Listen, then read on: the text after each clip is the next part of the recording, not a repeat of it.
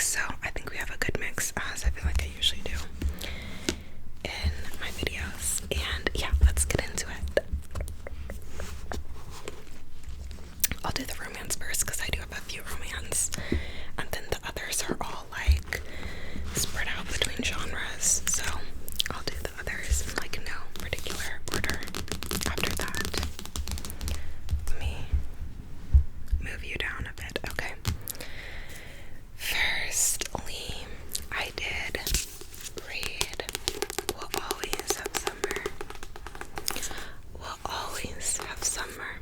We Will Always Have Summer by Jenny Han in May.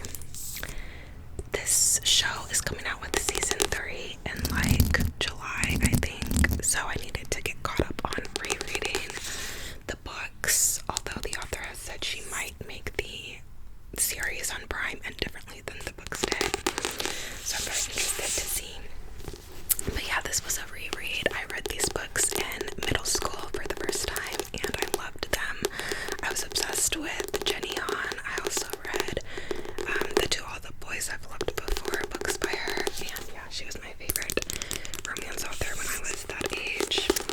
I went back and found all the original covers that I read, like from the library when I was a kid, so it's very nostalgic for me to have these copies now. And I highly recommend the show for these books. I think the show honestly is better than the books, and the author herself has said that like when she first came out with these books, there wasn't a lot of space and room to write like more diverse stories and stuff, so she's been able to incorporate that a little more into the show, which has been nice. But it follows a girl, Belly, and kind of just her adolescence as she goes between these two brothers, Conrad and Jeremiah, and a love triangle that she has between the two of them. And of course in this book, you know, it's the last book, so you see, you know, who she ends up with, how she gets there, and whatnot. These books are just very nostalgic, very summery vibes. Like there's a beach house. It's just very much that like young, dumb, and in love vibe. I don't know how I feel about the way it ended. I'm low-key not sold on it, but I don't know. It does a good job of like capturing those like confused in love for the first time feelings. So yeah, I enjoyed. I think I gave this one like a 3.25 out of 5. And yeah, I think the second one in the series is my favorite. But yeah.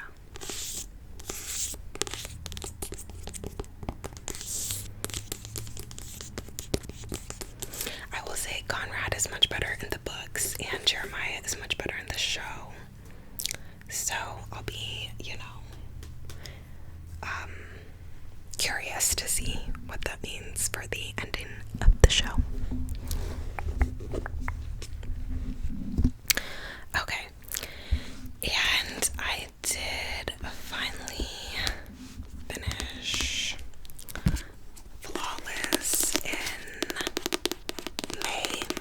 I started this one a couple months ago and put it down because I wasn't really feeling it, but I did pick it back up and finish it in May as we started to have some more warmer weather, and you know, something where you could more so get in the mood for a book like this.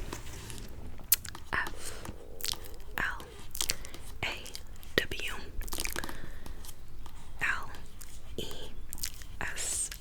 Flawless. These books got new covers, and I don't know how I feel about the new covers. I didn't really like the old covers, but I don't really love the new cover the more I look at it either. I don't know. But yeah, I used my lovely bookmark from ASMR while reading it, and I do love how like perfectly it matched. But okay, so when I started this book, like the first third, I wasn't really liking it. Rhett was really getting on my nerves. I did not like Rhett. I just felt like he was like a man child.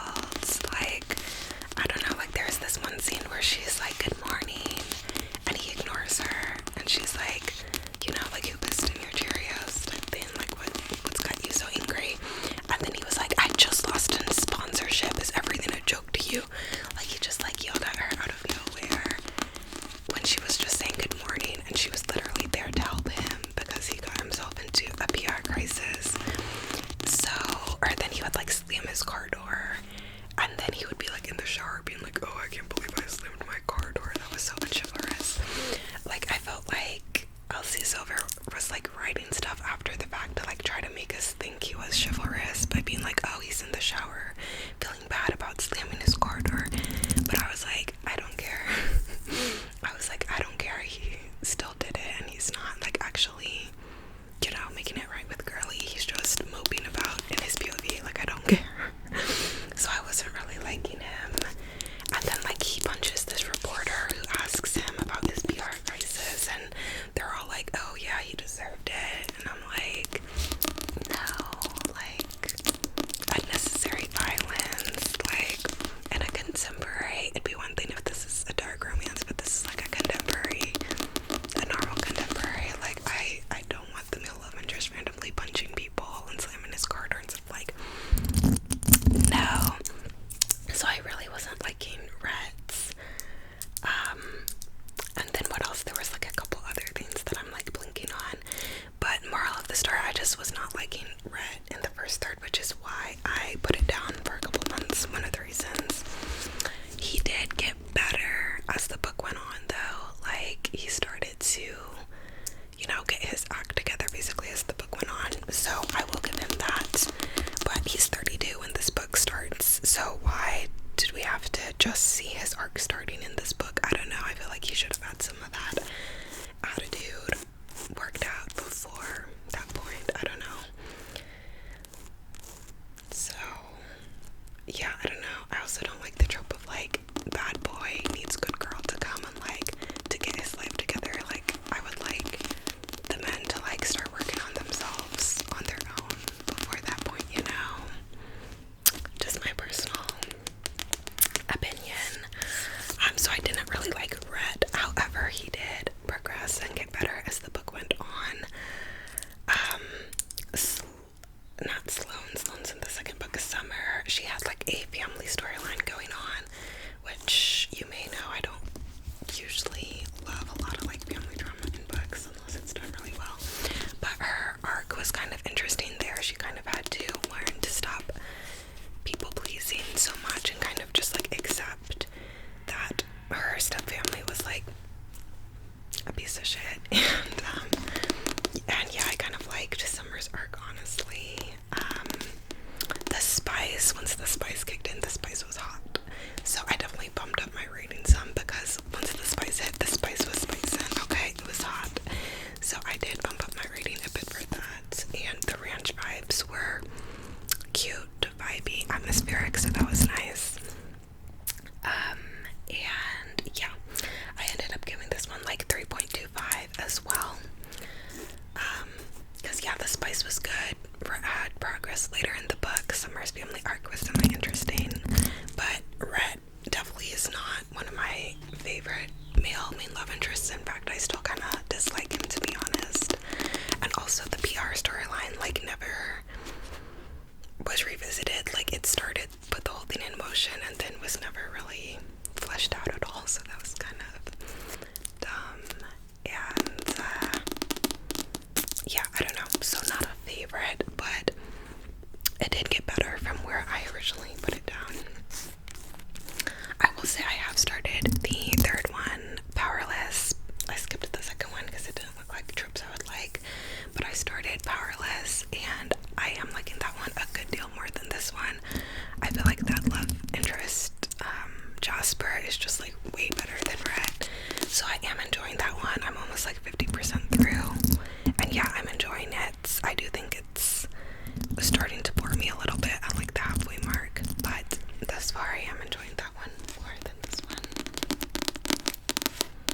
And yeah. Oh, the other thing about this book, which is, this is a dumb thing, but one of the reasons I also felt like I couldn't really get into it was because it was low-key giving me Justin and Hailey Bieber, like, because she's always been a fan of his, and then her dad sends her to go work for him. So like her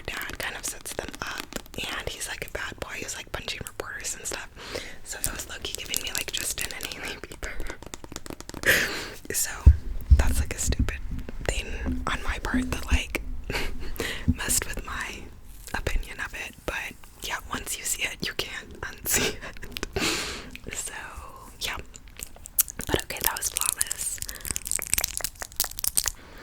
And I also read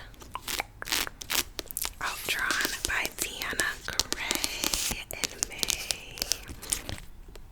I left my bookmarks in all of these because I switched to the digital version. Flip my calendar. So I actually need to finish tapping it because I switched to my Kindle version and my Libby audiobook for the second half. So I have a lot of highlights on my Kindle that I need to transfer over.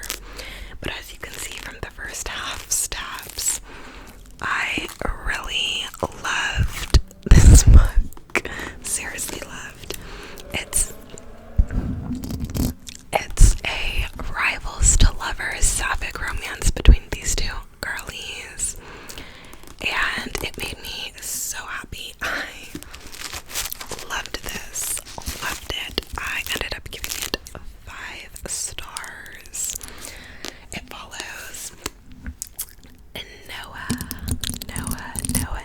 and Sage. And it was just so good. Sage, I was in love with. Like, Sage, oh my gosh, she is so cool. She was definitely my fave. I fell in love with Sage, okay? Noah was cool too, but Sage was definitely my favorites. They're rivals at this, like, comic place. And Sage has been at the top for a while, and she's very much like eldest daughter energy. She's taking care of her family with the money from her success, but she's still not getting awarded like the awards and stuff for the amount of years and time she's put in. I know it's like up and coming a newbie. They have history from like a school or something, where they had some chemistry and had to critique each other's work and stuff. So years later, they're reuniting, having to work together again after being rivals. And yeah, it just goes from there. This book has illustrations in it, which was super cute as you're going along to get like a just random illustration. It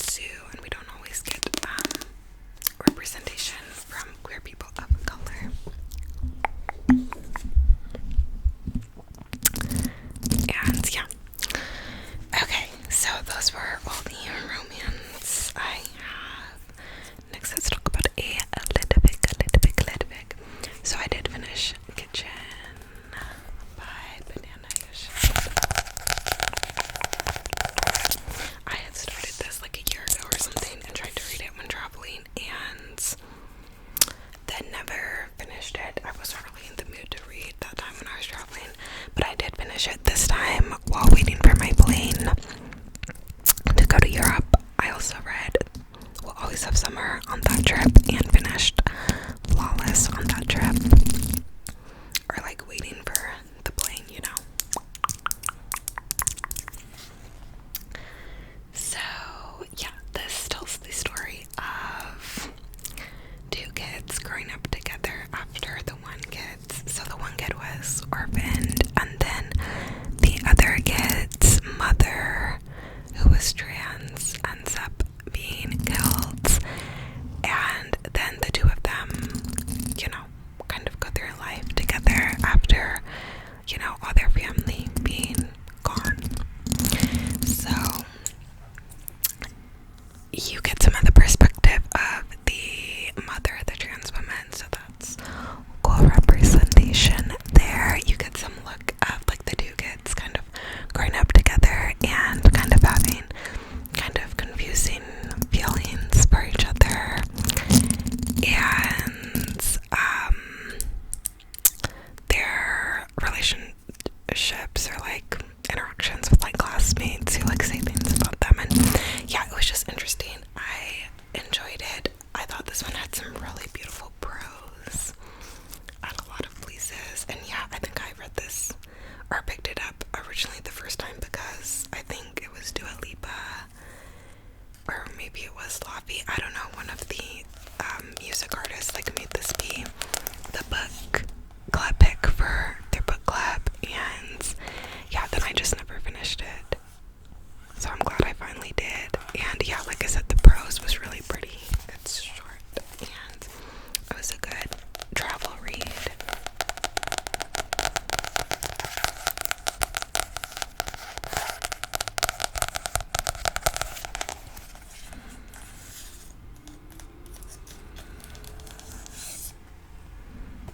Okay, now that the trash truck is finally gone, I did also read Ariadne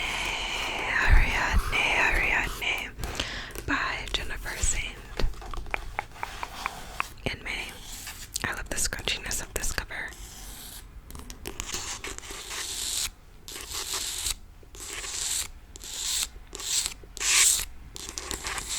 Although there's some damage on the spine.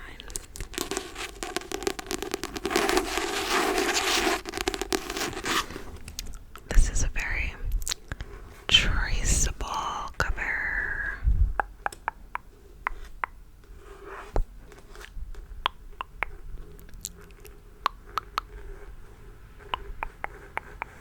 Since I was 17, I gave you everything.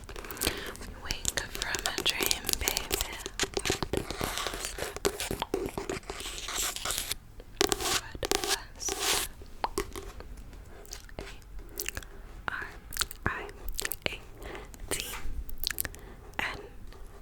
Ariadne.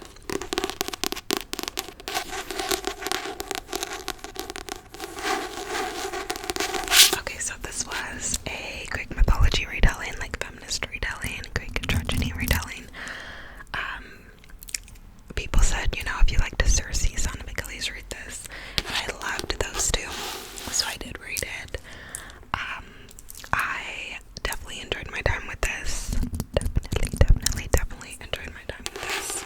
I love a Greek mythology feminist retelling. I love a Greek tragedy retelling. There were some good quotes about like womanhood and like how women were treated in like this time with the Greek gods and everything. There were some good quotes about all of that I underlined.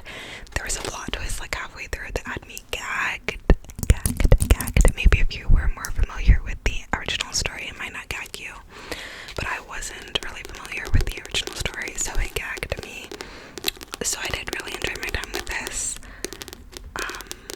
However, I didn't love it as much as Circe or Son of Achilles by a long shot. I did think the writing style needed some work. There was one point where one of the gods was talking to a man, and he was like, hey, my man, like something. And I was like, wait a minute, my man who? What age are we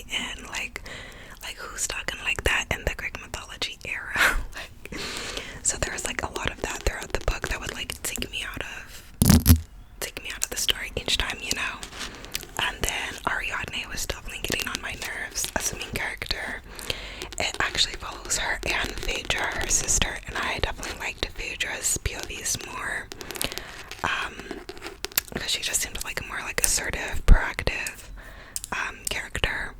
But I wasn't satisfied with how Phaedra's story closed, nor Ariadne's, but Ariadne's wasn't as bad. I feel like it was just kind of abrupt. But yeah, the way Phaedra was being written, I was really liking, and then the way her story closed, I was like, oh, wait a damn minute, that doesn't go with how you've been writing her character. So I didn't love that either.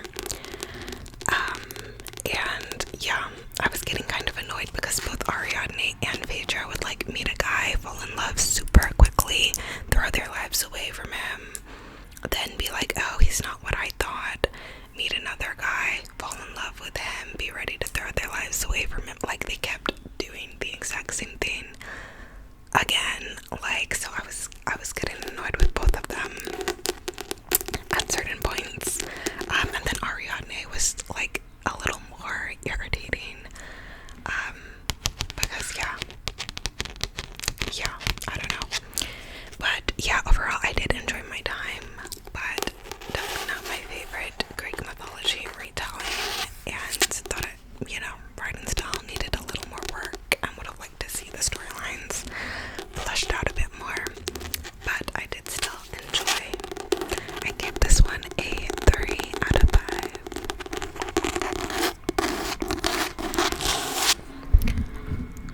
Here comes the trash truck. Which brings us to the next book we have, which is Warrior Girl Unearthed by Angeline Boulley.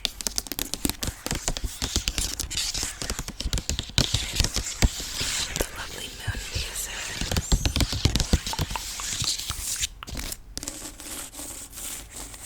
Warrior Girl Unearthed.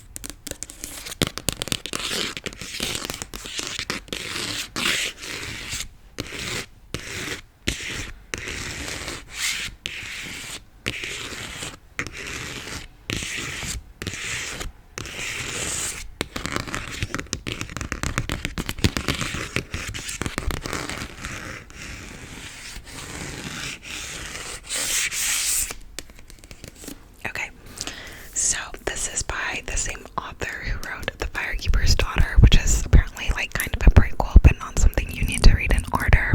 So I didn't read that one, but I want to now. I've heard some people say it's less dense, but I really enjoyed this one.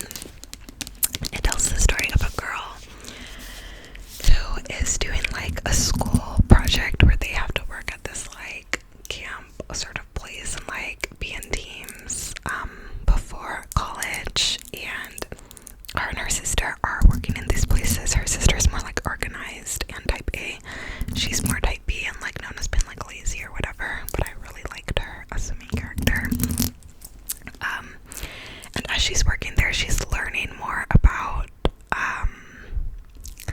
her history. She's actually mixed too, which was really cool, having a native and black mixed character, because I also feel like we don't see that a ton. And as someone who's mixed, my dad's black and my mom's white, and I also have native in my heritage on both sides of their families actually. As someone who's mixed myself and has that type of makeup, it was really cool to see a native and black mixed main character.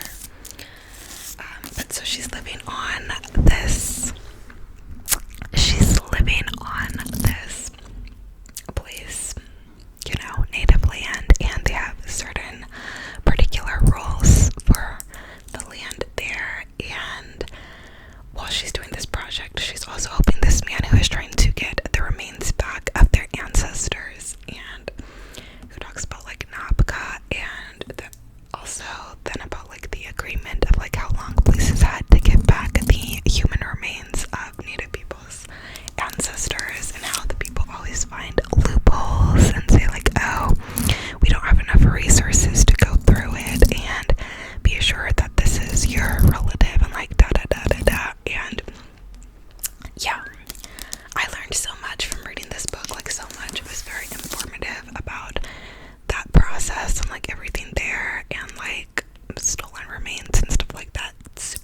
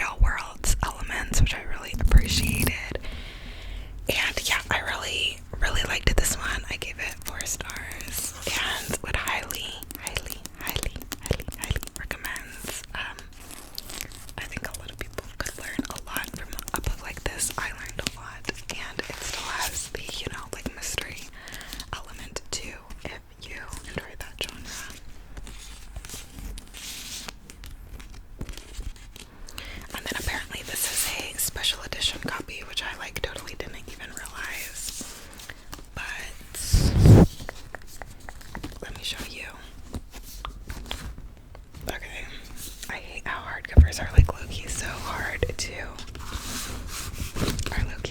to get the covers off of. So this is the cover.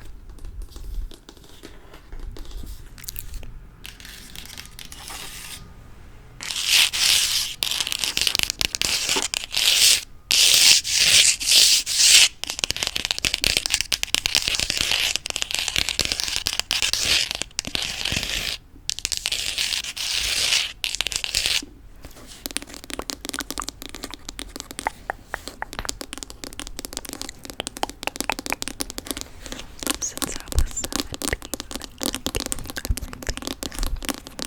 17, baby, I don't listen.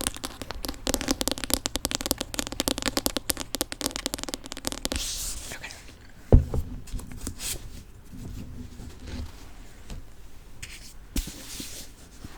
Which brings us to something we don't have, the physical book for, apparently.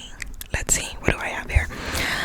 Ah yes, which brings us to a memoir by a native person, and that is We Will Be Jaguars by Monday. I can't read what I wrote for the last name, but We Will Be Jaguars, We Will Be Jaguars, We Will Be Jaguars. Why did I write so like messy? Who knows? But this is the story of a native girl who was living in the Amazon forest with her family, and then missionaries came, and she ended up going with the missionaries to convert to Christianity and, assimilate and whatnot. And it was a lot. It was a lot. It also goes more into how the missionaries brought the oil execs in and had them sign papers that they couldn't read and couldn't understand, allegedly, to sign away their rights to their lands. And then how, of course, the water started being poisoned and stuff like that. And then it goes into when she left the missionaries and she went back to her culture and started fighting for the Amazon forest. And then to the end, it goes into her case, her pleading her case in court, for the Amazon forest. This was incredible. I think everyone should read this book, especially if you're religious, especially if you're in a evangelical church. I think you need to read this book. It was so interesting because since I grew up in the evangelical church in Western Christianity in the US, and could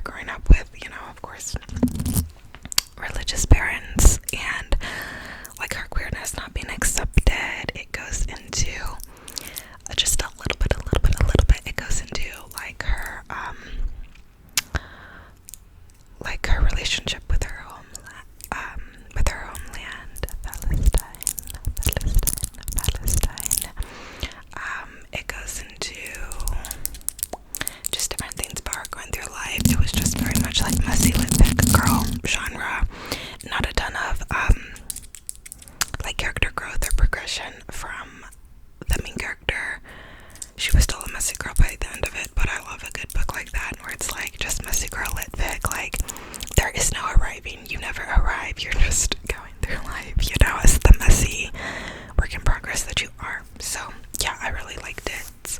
I really liked it. But if you don't like character-based books where there's like no super girl that's kind of just like a girly going through life, then you probably will not like it.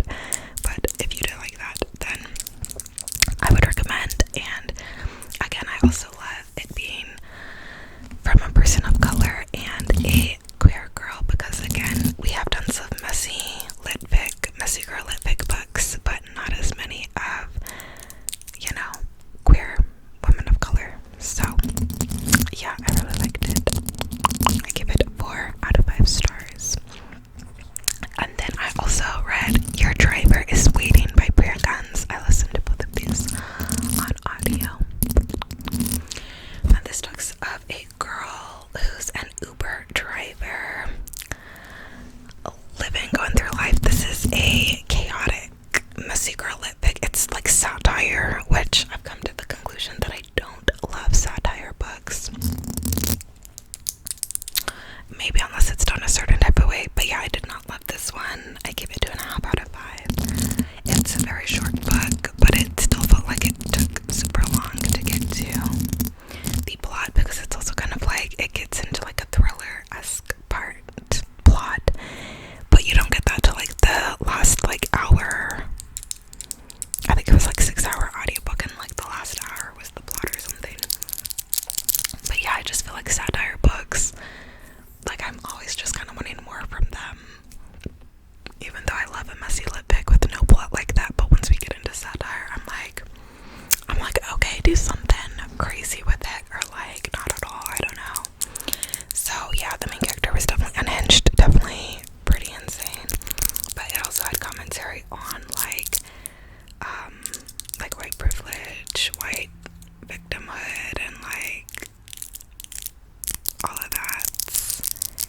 And yeah, it was interesting once it got to like the last little plot of like her and the white girl she was seeing, who kind of derailed all of their lives because she was feeling threatened. Like once we got into that and like the last hour, it was good, but before that I wasn't caring for it. So maybe I would give it 3 instead of 2.5. I don't know. But yeah, did not love it, but it was interesting once we got into the plot. If you really like satire though, then I would say go for it, read it, because it is satire, but I guess a little different, you know, since we do have the social commentary in there as well. If you liked like Bunny by Mona Awad, I would say give it a go, you know, which I didn't, but that's what I mean about like satire. I don't usually love in books, but if you like satire, then I think this would be a good one to read, because it's a little different. But it didn't really hit the spot great for me. Maybe I would give it a 3 though, I don't know, like a generous 3. But yeah, okay, that was Your Driver's Waiting. And then the last few books, what do we have?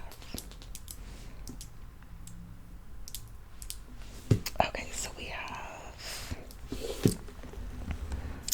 The Bell Jar by Sylvia Plath. Oh my gosh. This book has I forget what it's called, edges, but yes, the like torn page look, which I don't love because they're harder to flip the page.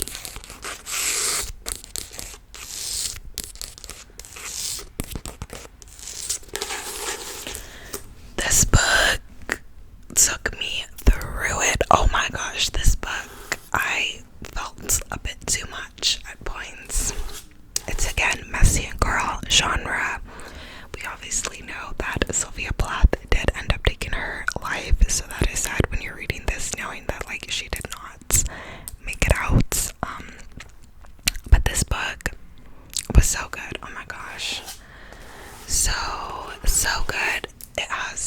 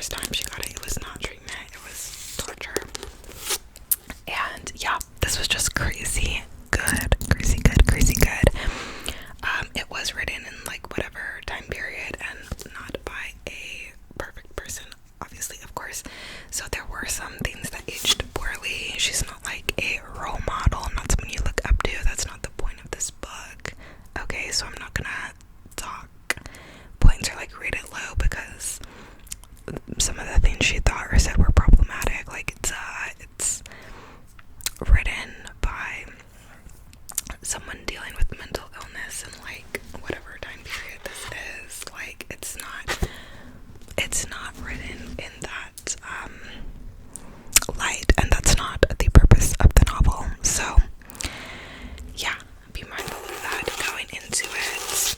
But for what it was, which is like the exploration of the experience of womanhood in a world who did not know how to help a woman dealing with mental illness in this time period, for what it is, it's beautiful, stunning, and yeah, I just felt it was so poignant. And yeah, oh my gosh, yes, I give this one like 4.5 to 5 out of 5 stars. And I have her journals that I've been meaning to read, and I feel like this is giving me the nudge to go ahead and actually read it.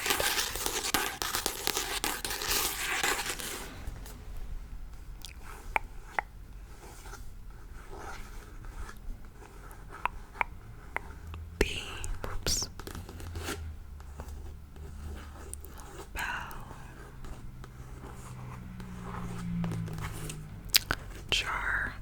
Since I was 17, I can use everything. That Lord's song is stuck in my head. On a dream, baby. What was that? And then I read another classic. Which was Pride and Prejudice. Of course, after seeing the 2005 Keira Knightley version in theaters for the 20th anniversary, I had to reread the book, and oh my gosh, stunning.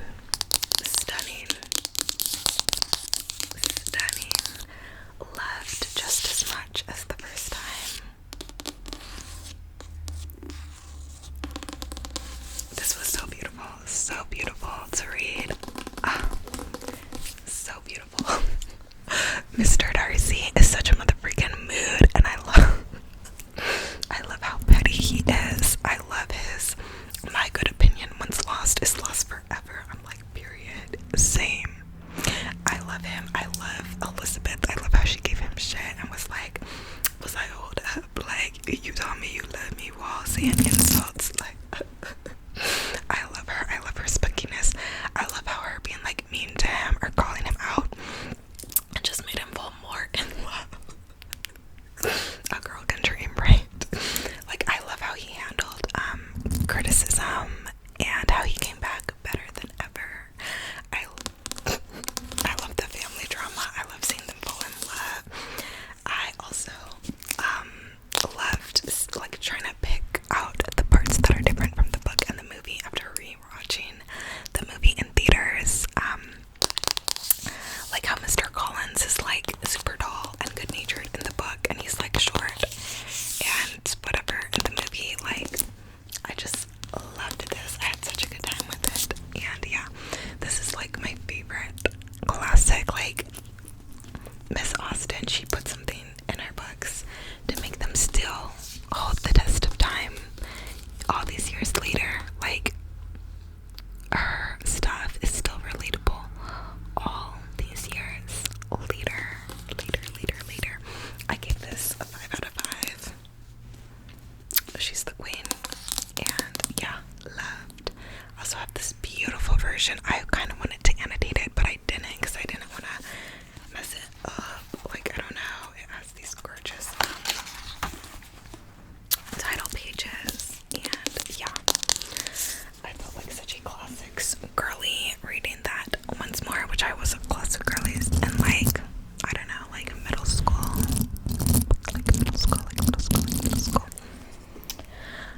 And then I have a mystery. I read the first 2 books in this series like 2 years ago after getting back into reading, and I was disappointed with them because everyone loved them and they did not hit as hard for me.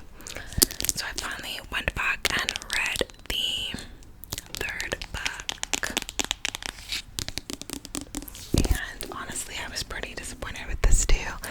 like this YA inheritance saga mystery series, I think it's just not for me. I was just pretty bored with it.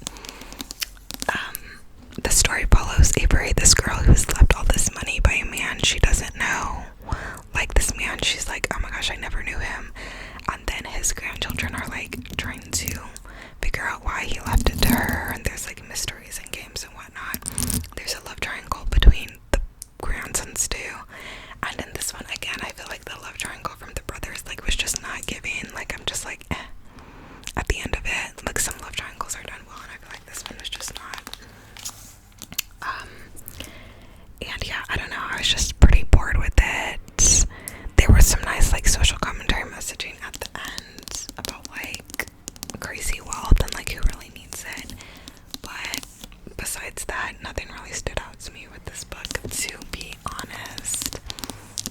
And I feel like this premise or like whatever did not need to be a whole series. Like, it could have just been one book, honestly. But yeah, I give this one a 3 out of 5. 3 out of 5, 3 out of 5. But yeah, which I think I gave the first one a 3 and the second one like a 2.5 too. But yeah, this is a really popular series, but I just don't love it. But yeah, she does have another series, The Naturals, that I'm curious about though, so I'll probably give that a go too. And yeah, YA mystery. And then I think that's all the books I finished. Let me see. 1, 2, 3, 4, 5, 6, 7, 8. No, that can't be right. 1, 2, 3, 4, 5, 6, 7, 8.